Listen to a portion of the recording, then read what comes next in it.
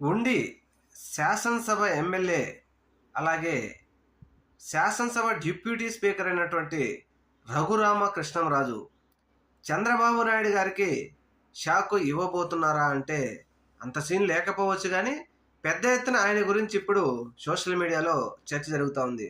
ఎందుకనంటే 2019 నుంచి 2024 వరకు జగన్మోహన్ రెడ్డి గారి తరపున గెలిచి తర్వాత తెలుగుదేశం పక్షాన చేరి జగన్మోహన్ రెడ్డి గారి మీద ఏ విధమైనటువంటి చర్యలకు పాల్పడ్డాడో మనందరికీ తెలిసిందే.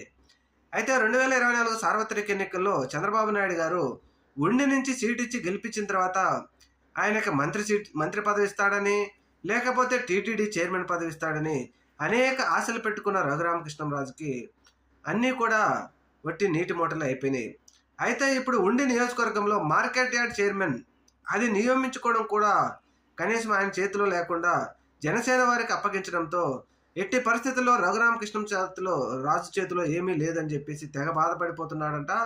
దీనికి సంబంధించే రఘురామకృష్ణంరాజు ఈ రాజీనామా చేయబోతున్నాడు అని చెప్పేసి సోషల్ మీడియాలో నెటిజన్లు పెద్ద ఎత్తున ఒక చర్చ అయితే నడుపుతూ ఉన్నారు.